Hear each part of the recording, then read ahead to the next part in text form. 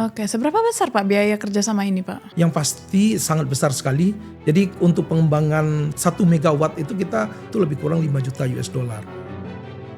Mungkin yang jadi pertanyaan juga, kenapa inisiatif ini baru sekarang gitu Pak? Pertamina dan PLN adalah 2 BUMN yang hari ini memiliki tugas menjaga swasembada energi, memastikan bahwa energi untuk negeri ini aman. 530 megawatt ini nggak terlalu ambisius Pak?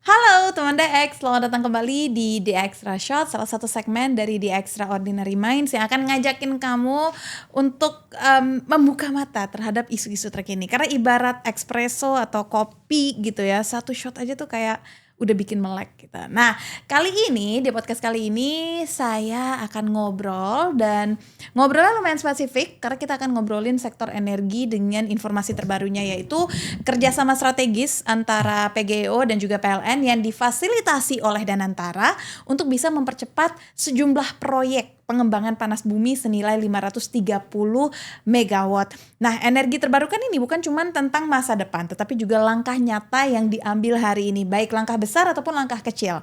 Nah, di balik inisiatif ini yang tahu persis bagaimana untuk mengubah potensi menjadi realisasi adalah sosok yang akan menjadi narasumber saya, yaitu Bapak Edwil Suzandi, Direktur Eksplorasi dan Pengembangan dari PGEO.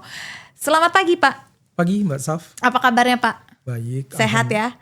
Sebelum saya ngebahas lebih lanjut Pak, saya mau tahu apa sih sebenarnya latar belakang cerita dari adanya kolaborasi antara PGEO dan PLN ini dan apa yang mau diraih gitu dari kerjasama ini? Ya, mungkin pertama-tama buat teman-teman DX semua ya. Jadi yang pertama itu kita mengetahui bahwa Indonesia itu adalah salah satu negara di dunia yang memiliki cadangan geothermal nomor 2 terbesar di dunia. Artinya sekitar 40% cadangan geothermal itu ada di Indonesia. Terus yang kedua, kita mengetahui bahwa Presiden kita, Presiden Bapak Prabowo sangat serius dan concern mengenai energi security dan energi transisi. Swasembada energi.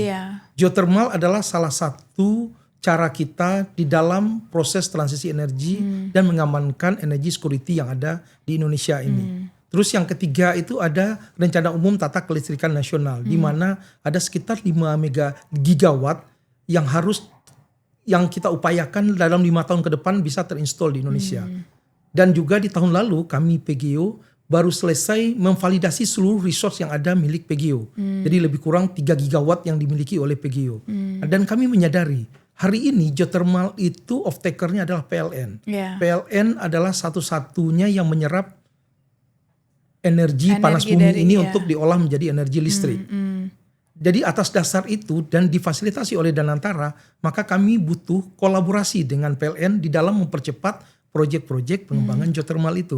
Nah, jadi itu yang menjadi latar belakang kenapa akhirnya melalui fasilitas Danantara, Pertamina sebagai parent company-nya PGEO dan PLN Persero membuat sebuah kesepakatan MOU dan kesepakatan itu dituangkan ke dalam head of agreement antara Pertamina Geothermal Energy dengan PLNIP untuk mempercepat pengembangan pembangkit listrik tenaga panas bumi sebesar 530 megawatt tersebut. 530 megawatt ini nggak terlalu ambisius Pak?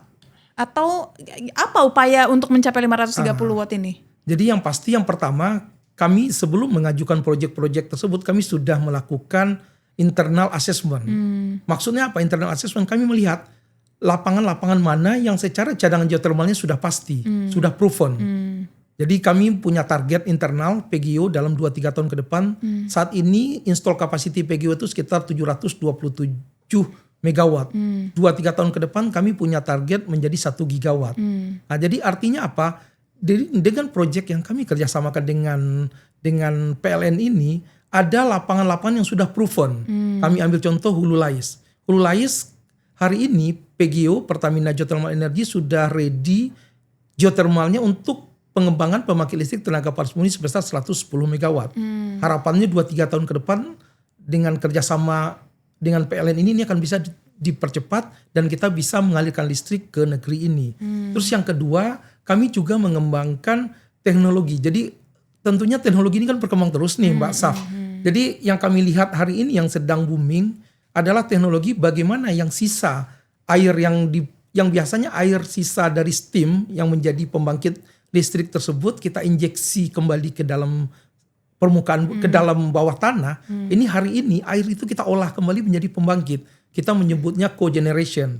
Itu ada sekitar 300 megawatt. Jadi ini yang 2-3 tahun ke depan kita harapkan sekitar 300 megawatt itu disumbang oleh 2 proyek yang sudah proven, tinggal bagaimana kita bisa mengimplementasikan ke tahap proyek. Secara resource, secara cadangan very proven, tapi kita butuh kepastian dari off-taker kita yaitu PLN. Alhamdulillah itu disetujui pada saat pembahasan MOU dan HOA. Terus yang berikutnya kami juga ada beberapa proyek seperti yang ada di area Sulawesi Utara. Jadi harapannya dengan adanya sinergi antara PLN dan Pertamina, tentunya PLN memiliki tanggung jawab bagaimana memastikan seluruh jaringan listrik atau transmisi itu tersambung. Dengan tersambungnya transmisi itu akan mempercepat proyek-proyek pengembangan geothermal itu sendiri. Jadi dalam 5 tahun ke depan kami sangat yakin bahwa 530 megawatt itu bukan sesuatu yang ambisius, tapi itu adalah sesuatu yang sangat mungkin reachable ya Pak reachable ya, karena untuk, sudah terhitung semuanya. Betul. Mungkin yang jadi pertanyaan juga kenapa inisiatif ini baru sekarang gitu Pak? Maksudnya kan sebenarnya Pertamina, PGEO, PLN sudah ada dari dulu, lalu geothermal ini juga memang panas bumi sudah sejak lama gitu kita memiliki itu gitu. Apalagi kita juga kapasitasnya kedua terbesar di dunia tadi Bapak bilang. Kenapa baru sekarang? Apa tantangan yang sebenarnya dihadapi selama ini Pak? Ya betul. Yang pertama itu ini sebetulnya kolaborasi dengan PLN bukan yang baru ya. Bukan. Semua proyek-proyek kita itu off-takernya adalah PLN. Nah, jadi sudah ada kerjasamanya terjalin. Tapi kenapa baru sekarang? Kita melihat satu, bahwa adanya komitmen dari negara kita untuk net zero emission di tahun 2060 atau lebih cepat. Terus yang kedua, kami melihat bahwa adanya semangat dari Bapak Presiden kita, pemerintahan yang baru, bahwa kita untuk mempercepat bagaimana energi security dan energi transisi ini bisa segera terjadi melalui ingenious resource. Ingenious resource itu apa? Berdasarkan energi yang ada di dalam negeri kita. Dan geothermal yang tadi saya sampaikan yang terbesar. Kita memahami geothermal adalah base load energi yang mana tidak dipengaruhi oleh cuaca, tidak dipengaruhi oleh siang dan malam. Jadi artinya geothermal ini akan bisa menutupi kekurangan energi yang berasal dari energi fosil. Jadi harapannya. Jadi kenapa kerjasama ini? Kami melihat RUPTL, Rencana Umum Tata Kelistrikan, yang kemarin disetujui oleh pemerintah tersebut, itu ada sekitar 5 gigawatt itu berasal dari energi baru terbarukan. Dan di kesempatan itulah, opportunity itulah yang kami PGO lihat, dan alhamdulillah PLN menyebut baik kerjasama tersebut. Jadi kita hanya mencoba inline dengan program pemerintah dan bagaimana kita bisa mempercepat. Yang 5 tahun kalau bisa lebih cepat kenapa tidak? Why not? Nah, gitu, berarti sebenarnya momentum ini juga ya kembali lagi berpas-pasan dengan apa yang menjadi asa citanya Pak Presiden. Jadi ya berusaha inline aja dan mempercepat gitu. Tadi Bapak sempat menyinggung tentang teknologi dan inovasi. Nah di hal ini teknologi inovasi apa yang digunakan Pak? Ya yang pasti itu yang tadi saya sebutkan cogeneration atau binary teknologi. Itu artinya apa? Yang selama ini air atau waste atau buangan dari sisa steam tersebut kita kembali injekkan ke dalam reservoir, di dalam teknologi yang kita kembangkan bersama PLN ini kita olah kembali menjadi tenaga listrik. Jadi artinya apa? Bahwa kita bisa mengoptimalkan.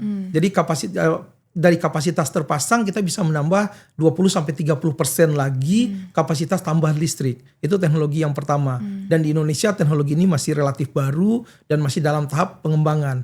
Tapi di negara-negara lain yang memiliki cadangan geothermal yang tidak memiliki temperatur tinggi, teknologi ini sudah mulai berkembang. Seperti di Turki atau di beberapa negara Amerika lainnya. Terus yang kedua, kita menyadari bahwa industri geothermal ini sangat terkait dengan industri upstream atau oil and gas. Artinya apa? Dengan pengalaman saya beberapa tahun, hampir semua karir saya sebelumnya di energi fosil atau oil and gas, kita melihat sangat banyak teknologi yang di oil and gas itu bisa kita implementasikan di geothermal. Salah satunya adalah ESP, Electrical Submersible Pump. Artinya apa? Bagaimana kita bisa mengoptimalkan dengan sumur yang ada, tapi kita bisa mengoptimalkan produksi dari steam tersebut. Nah, jadi teknologi-teknologi itu yang hari ini kita kembangkan. Ada lagi teknologi lainnya kita lihat ada closed loop. Bagaimana kita memastikan bahwa fluida atau steam yang ada di bawah sumur tersebut itu kembali lagi dan bisa menyederet menghasilkan steam dengan optimal. Jadi teknologi-teknologi itu yang kita lihat.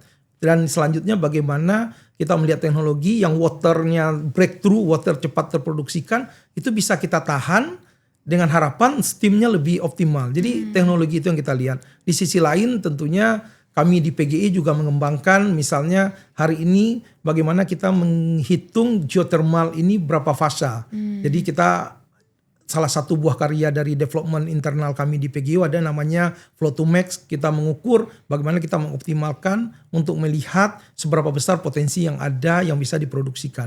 Jadi sangat banyak teknologi hari ini yang dan itu baru semua Pak? Baru di Indonesia. Oke. Sebetulnya sudah ada yang mengembangkan, mendevelop tapi sangat mahal.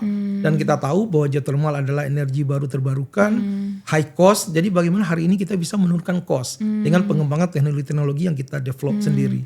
Nah, karena high cost ini ya Pak, makanya Danantara terlibat untuk proyek ini menjadi fasilitator. Dan bentuk keterlibatan ini apa Pak? Pemberian dana aja atau apa lagi? Jadi yang pasti itu keberadaan Danantara ini adalah sebagai super holding. Artinya apa? Pertamina dan PLN ada di bawah Danantara. Dan salah satu tugas Danantara adalah memastikan swasembada energi itu bisa terlaksana di Indonesia. Pertamina dan PLN adalah dua BUMN yang hari ini memiliki tugas menjaga swasembada energi, memastikan bahwa energi untuk negeri ini aman. Keterlibatan Danantara adalah memastikan sinergi, sinkronisasi antara program PGI, Pertamina, dan program PLN.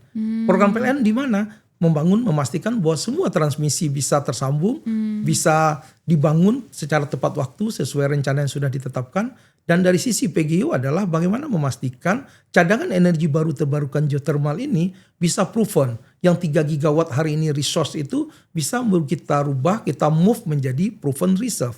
Sehingga pada saat pengembangan PLTP itu bisa terlaksana. Jadi kelipatan Danantara hari ini mensinkronisasikan, memastikan. Dan tentunya apabila dibutuhkan pembiayaan atau pendanaan, Danantara akan siap untuk ikut berkontribusi di dalamnya. Oke, seberapa besar Pak biaya kerjasama ini Pak? Yang pasti sangat besar sekali. Jadi untuk pengembangan 1 megawatt itu kita butuh investasi untuk drilling, eksplorasi sampai pembangunan power plant itu lebih kurang 5 juta US dollar. Jadi Mbak Saf tinggal dihitung aja. Mungkin 5 juta US dollar kali target kita 530 megawatt ya Pak betul. ya. Oke, dan ini Danantara fully support di sini berarti? Fully support. Apabila kami Pertamina atau PLN membutuhkan pembiayaan, Danantara HI atau Head of Investment Danantara akan siap untuk membantu.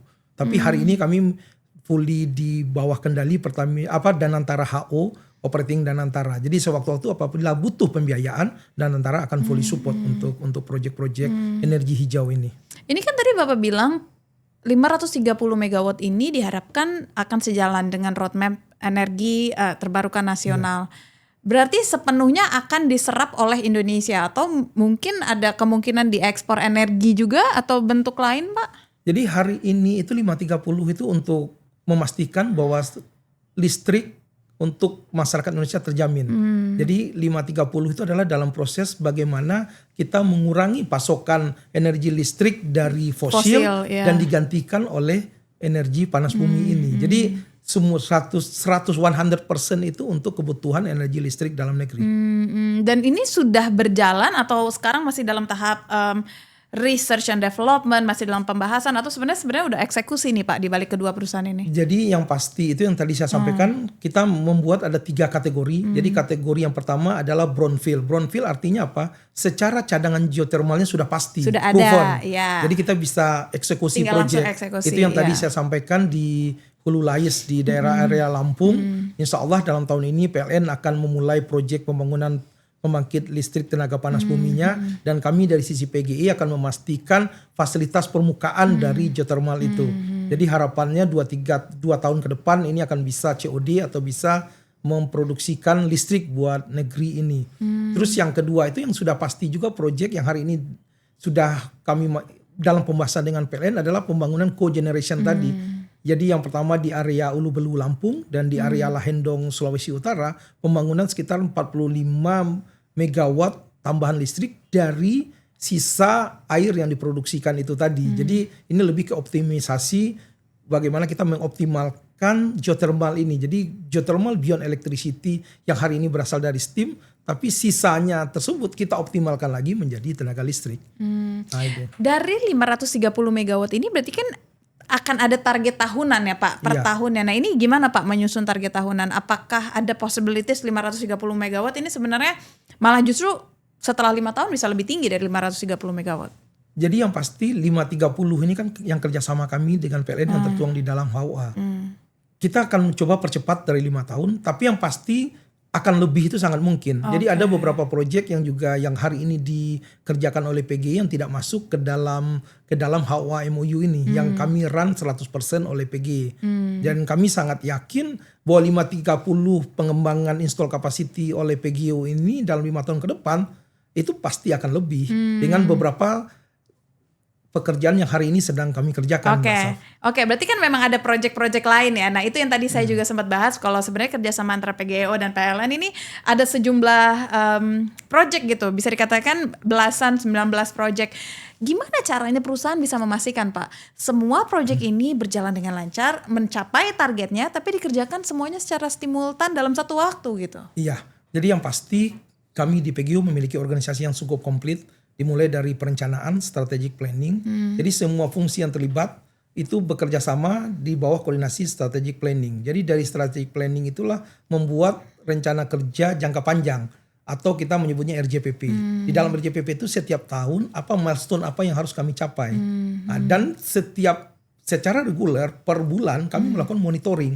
Jadi perencanaannya seperti apa, mulai dari proses preparation sampai kami memperoleh FID, Financial Investment Decision, sampai ke tahap pelelangan, eksekusi, semuanya. Itu kami monitor secara rutin. Itu salah satu yang kami untuk memastikan. Dan juga di dalam durasi tersebut, di awal, kami sudah melihat, ini mungkin buat teman-teman DX juga ya, kami sudah melihat apa potensi risiko yang mungkin terjadi. Jadi di awal itu kita sudah memotret risiko-risiko apa yang mungkin terjadi di dalam implementasi proyek ini. Dan dari risiko itu kita lihat nih mitigasinya A, B, C, D.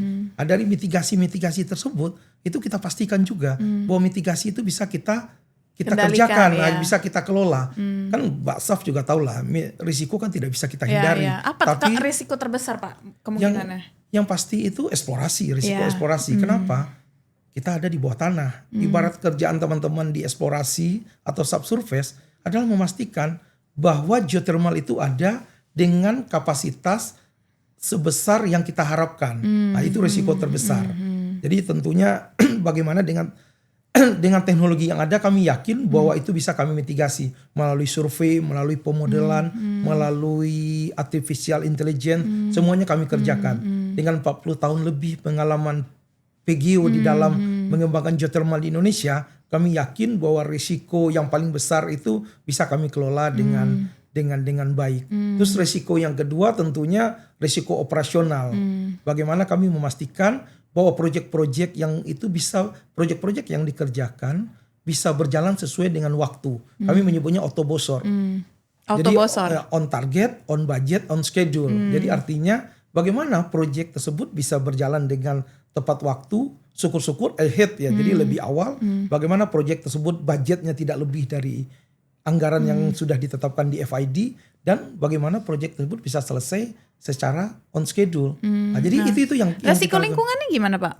Pasti ada. Pasti ada. Tapi kan sebelum kita memulai proyek, kami sudah melakukan UKL-UPL, uji lingkungan dan juga AMDAL. Jadi dari sana itu semuanya sudah kita kelola dengan baik, termasuk dengan masyarakat. Kita ada sosialisasi. Jadi geothermal ini kan proyek energi baru terbarukan. Sangat terkait dengan sustainability. Sustainability tidak hanya dari energi. Tapi mungkin Mbak Saf juga bisa lihat sustainability dari sisi bagaimana kearifan lokal itu kami kelola dengan baik. Jadi di dalam menjalankan proyek itu, keterlibatan masyarakat lokal itu sangat terlibat. Baik sebagai pekerja di dalam proyek maupun di dalam pengembangan community development masyarakat. Jadi di hampir semua area PGIO hari ini kami memadukan hal-hal tersebut. Jadi masyarakat juga menikmati hasil. Sehingga sustainability yang hari ini kita bicara di sisi energi, tapi dari sisi pengembangan masyarakat itu juga terjadi. Bagaimana kearifan lokal. Saya ambil contoh misalnya di area Komojang, salah satu yang dikelola oleh PGI, kami mengembangkan melalui masyarakat karena kami melihat di sana itu cocok ini tanaman kopi. Jadi kopi pertama di dunia yang di roasting melalui panas bumi. Ya. Jadi kita bisa klaim bahwa itu green coffee. Dan alhamdulillah 2 bulan lalu kami bisa memfasilitasi mitra binaan itu mengekspor kopi geothermal tersebut. Jadi Mbak Staf harus coba itu. Nanti kita kapan-kapan coba ya Pak ya. Harusnya ini hari ini ada ya. Iya, kapan-kapan Bapak bawa ya Pak. Boleh, Kopi, siap. green coffee itu. Pak, berarti lahan eksplorasinya ini ada di mana aja Pak? Hari ini kami PGE ini memiliki wilayah kerja mulai dari ujung Pulau Sumatera Aceh, terus ada di Sumatera Utara. Kami juga memiliki wilayah kerja di Provinsi Jambi, kami juga ada di Bengkulu, ada di Sumatera Selatan, ada di Lampung, terus di daerah Jawa kami memiliki wilayah kerja di Jawa Barat, ada di Karaha dan Kamojang, dan juga di Sulawesi Utara, di Bali kami juga punya wilayah kerja, dan juga di Sulawesi Utara. Jadi hampir seluruh wilayah kerja di mana ada potensi geothermal di Indonesia ini kami memiliki wilayah kerja. Dan masih ada potensi eksplorasi lain di wilayah lain berarti sangat ya Pak banyak, ya? Masih sangat banyak. Gimana caranya Pak? Tadi kan Bapak bilang kalau bisa mempercepat gitu kan proses ini. Tapi gimana Bapak menjamin gitu antara percepatan tapi tidak juga mengorbankan kualitas dan juga keamanan gitu? Ya itu tadi. Jadi di perencanaan awal, di perencanaan awal itu kami melihat semua aspek. Jadi yang bekerja itu tidak hanya kami perwira PGE, tapi kami juga meng-hire konsultan atau expert di bidangnya. Jadi kami baik itu yang ada di dalam maupun di luar. Itu salah satu upaya kita memastikan sebelum proyek ini berjalan kita semua risiko itu sudah termitigasi. Yang kedua, sebelum kita memulai proyek, kita sudah melihat potensi-potensi yang tadi saya sampaikan yang menjadi potensi risiko. Baik dari sisi pengadaan, suplai barang dan jasa, itu semua yang kita lihat, kita potret. Harapannya adalah pada saat project running itu yang menjadi obstacle tersebut bisa kita solve, bisa kita antisipasi di awal. Ya, jadi itu salah sudah satu terbaca dan terpetakan dari awal. Betul. Ya. Dan secara rutin kita ada yang namanya MONEF, monitoring dan evaluasi. Jadi kita lihat nih project ini di mana kalau ada keterlambatannya itu di mana, apa yang menyebabkan keterlambatan. Itu kita mitigasi. Jadi itu cara-cara yang kami lakukan bagaimana proyek-proyek ini bisa berjalan sesuai dengan tata waktu yang sudah ditetapkan. Oke. Nanti cara mengukur keberhasilannya akan seperti apa, Pak? Yang pasti waktu di awal itu kan kita punya yang tadi saya sebut tadi tuh Otobosor. Kita punya target kita misalnya 55 megawatt. Ya bagaimana pada saat eksplorasi cadangan geothermal itu dapat 55 megawatt. Malah kita menargetkan kalau install capacity dari pembangkit listrik tenaga panas bumi 55 megawatt, cadangan itu harus lebih dari 55 megawatt. Terus yang kedua budget. Bagaimana budget yang ditetapkan di dalam FID itu tidak lebih. Itu yang on budget tadi saya sebut. Terus schedule, kita punya tata waktu.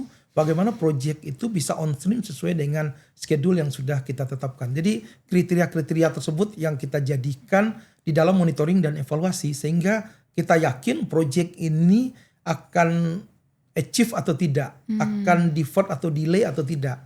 Oke, berarti dari 3 indikator itu tadi ya. Eksplorasi, time, sama budget, time dan schedule itu tadi ya. Oke, Pak, kini kita mau coba ngobrol lebih tentang lebih santai gitu ya Pak ya, tentang kita akan kasih Bapak 2 pilihan gitu. Nanti kita pengen tahu jawaban Bapak dan pandangan Bapak apa. Kita sebutnya di extra shot atau di extra glass gitu ya. Yang pertama adalah kecepatan atau ketepatan. Ketepatan. Kenapa? Yang pasti dengan ketepatan kita bisa mengukur resikonya seperti apa dan apa yang akan menjadi target kita dan seperti apa tata waktunya. Jadi kita yakin bahwa kita tidak asal jalan dan kita yakin apa yang kita kerjakan itu sesuatu yang benar. Kalau dibilang cepat kayak gini kan 4 tahun bukan waktu yang lama Pak sebenarnya. 4 tahun tuh waktu yang singkat sebenarnya. Ya, untuk proyek betul. Tapi kan kita terukur. Jadi kita berani menyatakan tersebut karena kita sudah mengukur yang tadi saya sampaikan. Kita udah punya planning, kita sudah punya budget yang cukup. Jadi dari sana, dari melalui studi kelayakan itu tadi atau FS itu tadi kita udah bisa mengukur itu. Jadi itu yang saya yakin dengan ketepatan. Ya apalagi program-program seperti ini nggak bisa juga dikerjakan 1 hari 1 malam 1 tahun bisa. Jadi gitu kan nggak bisa ya Pak. Iya. Lalu saham atau obligasi Pak? Saham. Kenapa? Yang pasti saham ini kan terkadang adrenalin ini harus dipacu ya Mbak Saf.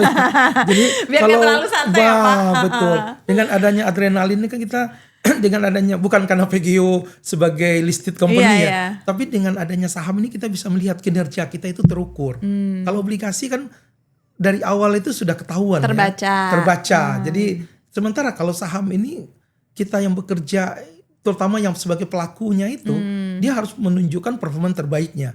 Dia harus bisa meyakinkan market bahwa apa yang dia kerjakan itu benar, dan apa yang dia kerjakan itu betul-betul bisa memberikan value bagi shareholders itu tadi. Jadi saham. Dan juga membangkitkan adrenalin gitu ya Pak, kalau Bapak betul. Sendiri ya. Oke. Biar lebih lebih bergairah. Ekspansi cepat atau bertahap? Sebenarnya kalau dari jawaban Bapak sudah jelas banget ya, bertahap pasti bertahap, ya. Betul, bertahap. Kenapa? Kita butuh lesson learn. Jadi hari ini yang kita kerjakan belum tentu ke depan itu yang terbaik. Jadi kan teknologi ini tumbuh terus. Nah, jadi harapan saya dengan bertahap tersebut, tentunya kita akan ada lesson learn. Jadi di satu project, pada saat masuk ke step berikutnya, apa pembelajaran yang bisa kita ambil. Dan itu akan menjadi room for improvement di project-project berikutnya. Harapannya adalah dengan adanya pembelajaran tersebut, ya kita akan meminimalkan lagi kegagalan-kegagalan di dalam proses. Nah, sebelum saya lanjut Pak, gimana sih Pak cara Bapak personal atau perusahaan melihat setiap kegagalan Pak? Apa yang akan selalu dilakukan setelah itu? Yang pasti kegagalan itu bukan membuat kita berhenti ya. Tapi kegagalan itu adalah sesuatu yang membuat kita harus belajar. Jadi dengan kegagalan tersebut kita melihat sisi mana yang kita harus perbaiki. Jadi jangan sampai kegagalan itu membuat kita menjadi putus asa. Jadi yang kami lakukan, yang juga ke tim saya di PGO yang saya sampaikan, yang pasti setiap proses itu harus kita nikmati. Bagaimana setiap proses itu memberikan pembelajaran kepada kita. Proses yang gagal jauh lebih baik daripada sesuatu yang tidak berproses. Sesuatu yang tidak berproses sudah pasti gagal. Sesuatu proses yang gagal minimal sudah ada pembelajaran yang kita dapat. Nah, itu Mbak. Jadi Saf. tetap ada value-nya ya Pak, Value-nya, walaupun ada betul. kegagalan. Oke, selanjutnya cut loss atau average down? Kalau saya cut loss. Kenapa Pak? Yang pasti dengan Kan hilang dong Pak kalau cut loss. Betul. Dengan cut loss itu kita tidak terlena dengan sesuatu yang sudah loss. Jadi artinya apa? Pada saat kita di suatu project kita melihat kita sudah mengalami loss, lebih baik kita cut loss-nya sehingga kita cari edit value di project lainnya sehingga itu akan bisa mengcover. Jadi kalau kami di PGO menutupnya filling the gap. Jadi mana gap yang ada itu kita cari program lain yang bisa menutupnya. Jadi cut loss. Jangan sampai nunggu terlalu dalam gitu kerugiannya ya Pak ya. Atau kalau loss-nya. Jatuh itu kan sebaiknya di atas kan. Kalau terkurung itu di luar. Iya, betul. Teori atau praktek Pak? Kalau saya praktek. Jadi sekarang ini saat kita adalah bekerja, saat kita mengimplementasikan. Teori sudah cukup. Kami apalagi kalau untuk saya sendiri udah memiliki pengalaman kerja di upstream ya, baik itu di oil and gas maupun geothermal itu lebih dari 25 tahun. Jadi bukan saatnya lagi kita berteori, tapi sekarang saatnya kita mempraktekkan apa yang sudah teori-teori yang kita pelajari. Tapi teori itu kan juga berkembang terus Pak. Maksudnya dengan perubahan zaman, perubahan permintaan, belum lagi ada isu geopolitik akhirnya merubah skema permainan perusahaan gitu. Gimana Pak? Yang pasti teori tidak akan berkembang kalau tidak ada praktek. Jadi artinya apa? Praktek, pada saat praktek sudah tidak sesuai dengan teori, jadi artinya teori itu akan mengikuti. Jadi itulah yang room for improvement yang tadi saya sampaikan. Jadi artinya praktek harus kita lakukan. Pada saat praktek itu sudah berproses, pada saat teori baru muncul, itulah kita implementasikan. Sebagai contoh, di awal kami bekerja itu subsurface itu kita secara manual. Kita mencari kemana penyebaran dari geothermal tersebut ke arah mana. Hari ini dengan berkembangnya teknologi dan praktek yang dilakukan, kita sudah menggunakan teknologi artificial intelligence ya. Kita sudah menggunakan machine learning untuk melihat seberapa besar cadang geothermal yang ada di bawah tanah dan kemana penyebarannya. Nah, jadi tentunya praktek itu harus yang paling utama dan pada saat praktek sudah dilakukan, teori juga akan berkembang. Akan mengikuti dan berkembang juga. Pak, sektor energi ini itu kan identik banget sebenarnya dengan laki-laki gitu kan Pak. Tapi sebenarnya kalau Bapak lihat gimana perkembangan anak-anak muda yang ada saat ini di sektor energi. Terlepas dari gender, baru setelah itu Bapak lihat apakah perempuan sebenarnya bisa gak sih masuk ke sektor-sektor seperti ini? Menurut Bapak silahkan. Ya pasti bisa ya. Kami di PGO itu kami hari ini, saya ambil contoh aja yang muda-muda ya, Gen Z lah ya. Yang perwira-perwira baru kami di PGO itu yang bekerja di real ya, di field. Lapangan ya. Di lapangan itu ada beberapa engineer wanita, baik di pemboran, di drilling. Kayak kemarin kita ada satu drilling dari yang engineer drilling, kita apalagi kalau di subsurface. Hari ini 3 VP saya itu semuanya perempuan. Jadi anak muda sangat terbuka. Terus yang kedua, kami secara rutin di PGO ini menjalin semacam kerjasama sama kampus. Kita melihat university yang menyediakan yang jurusannya mirip dengan teknologi geothermal ini, itu animo dari para generasi muda sangat tinggi. Artinya apa? Artinya bahwa sumber energi baru terbarukan ini sangat menarik. Jadi dalam masa depan itu ya yang namanya sustainability, ya orang pasti akan mencari yang sustain. Oke, berarti sebenarnya peminatnya udah cukup banyak ya Pak di industri energi ini atau sektor energi ini? Sangat banyak, sangat banyak. Malah sekarang ini kompetitif. Jadi tentunya dengan kompetitif ini siapa yang kompeten paling dia yang kompeten, menang. iya, Itu. Jadi tidak cukup hanya minat sekarang Mbak Saf. Jadi harus didukung dengan kompetennya, didukung dengan skill. Berarti sekarang cukup banyak Pak pemuda-pemuda yang ada di sektor energi kalau hemat Bapak melihatnya? Sangat banyak, sangat banyak. Nanti kalau Mbak Saf main ke PGI, ke tim saya itu hampir 50% di tempat kita itu usianya di bawah 40 tahun. Jadi artinya bahwa mereka betul-betul anak muda yang sangat suka dengan energi, dan yang paling utama adalah mereka ingin menjamin energi bersih untuk masa depan. Mereka menjamin energi bersih buat anak cucunya nantinya. Berarti mereka nggak hanya kerja, tetapi mereka memang punya awareness terhadap apa yang mereka kerjakan. Kadang kan kalau zaman dulu kita kerja, kita buat cari duit di mana aja. Sekarang berarti mereka kerja memiliki aim ya Pak? Betul, aim, dan dia punya visi lah ya. Mereka punya visi ke depan bahwa saya bekerja untuk hidup, tapi jauh lebih besar lagi saya bekerja untuk anak cucu saya. Anak cucu bukan meninggalkan warisan uang atau lainnya, tapi meninggalkan energi bersih buat anak cucu. Bagaimana anak cucunya nantinya memiliki warisan dari dia iklim yang bersih dengan tidak adanya emisi lagi. Jadi ya itulah. Saya sangat yakin bahwa mereka tidak sekedar bekerja. Banyak Pak sekarang di luar sana profesional atau investor yang sebenarnya ingin terlibat di sektor energi bersih gitu. Ini peluangnya sebesar apa Pak? Mungkin dari profesional dulu deh. Ya, yang pasti bagi profesional peluangnya sangat besar ya. Dengan PGO yang tadi saya bilang, kami punya 3 gigawatt. 3 gigawatt itu 530 kami kerjasama dengan PLN. Tapi sangat besar lagi. Jadi sedikit tambahan aja di PGO hari ini kami sedang melakukan kajian. Kami menyebutnya new business stream. Apa itu new business stream? Adalah geothermal beyond electricity. Hari ini geothermal itu produknya lebih fokus untuk elektrik. Atau listrik. Tapi hari ini kami sedang mengkaji bagaimana geothermal ini juga bisa berkontribusi di dalam data center. Mbak Saf tahu sendiri. Center? Betul. Jadi hari ini data center itu Mbak Saf 1 kali main ChatGPT itu sama dengan seminggu atau sebulan listrik rumah tangga. Jadi berapa besar kebutuhan listrik. Dan listrik itu disuplai oleh sebagian besar energi fosil. Di beberapa negara hari ini sudah mulai sorted listrik. Seperti Singapura ada moratorium. Dengan geothermal kami sangat yakin bahwa green energy. Jadi geothermal ini kan energi baru terbarukan. Di mana energi tersebut akan continue sustain mensuplai. Jadi green data center, kami menyebutnya green data center karena data center itu disuplai oleh listrik yang green.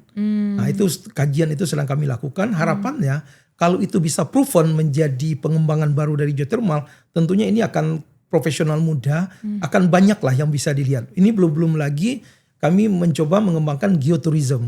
Jadi hari ini tim kami di PGU bekerja sama dengan salah satu universitas yang komplit ya. Di universitas itu ada fakultas subsurface-nya, dia ada arsitekturnya, ada teknik lingkungannya, ada planologinya, juga ada pariwisatanya. Jadi perguruan tinggi itu kami bekerja sama untuk mengembangkan geotourism. Artinya apa? Geothermal tourism. Kami ingin mengembangkan pariwisata yang sustainability.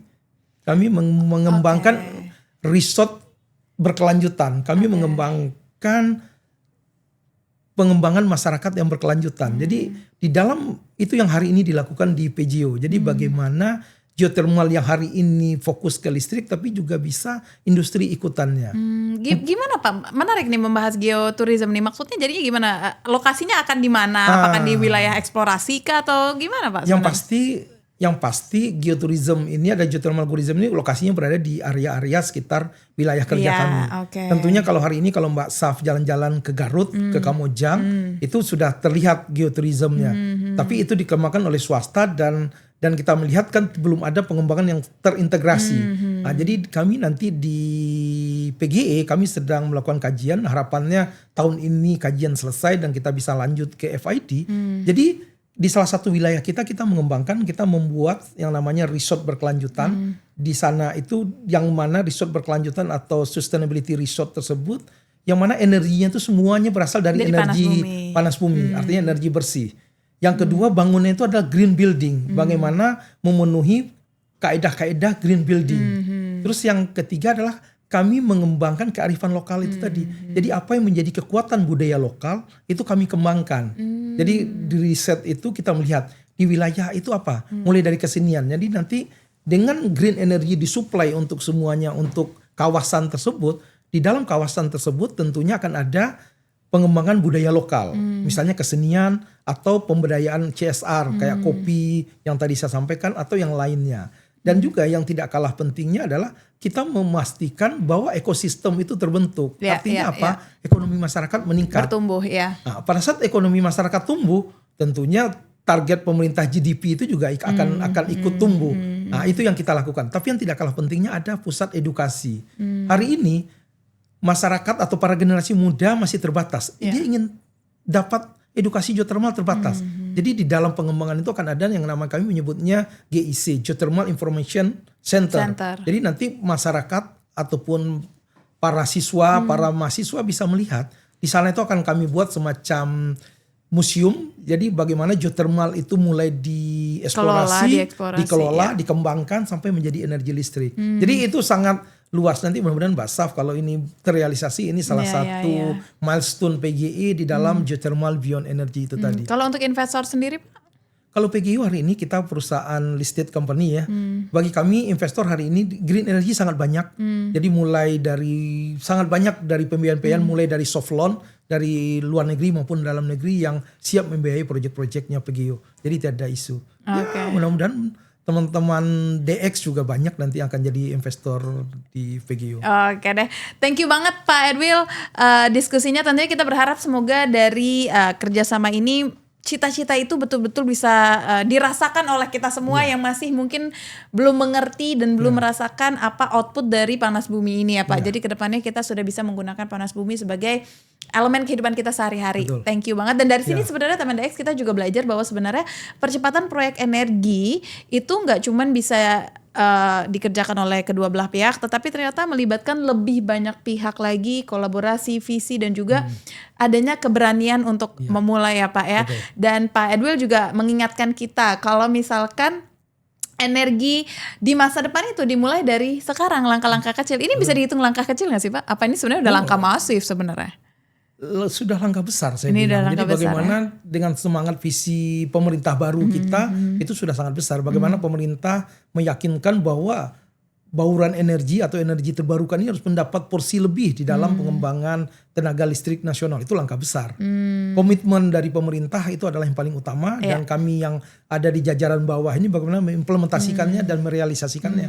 Ya, makanya kalau kita berpikir kira-kira masa depan kita seperti apa ya sekarang, ya kita lihat aja dulu langkah-langkah kita yang kita ambil saat ini. Makanya ada pepatah yang bilang the best way to predict the future is to create it. Ya, jadi depend sama apa yang kita lakukan saat ini gitu. Semoga cerita yang kita bagikan hari ini bisa bermanfaat buat teman-teman dan menjadi informasi juga yang penting untuk teman-teman, dan kita akan lihat gimana hasil nyatanya nanti. Kita nantikan loh Pak. Kita tunggu kerjasama ini hasilnya seperti nanti apa. Kita podcastnya nanti di salah satu area geotourismnya PGE. Tuh diajakin tuh ya. Terima kasih Pak Edwil atas waktunya.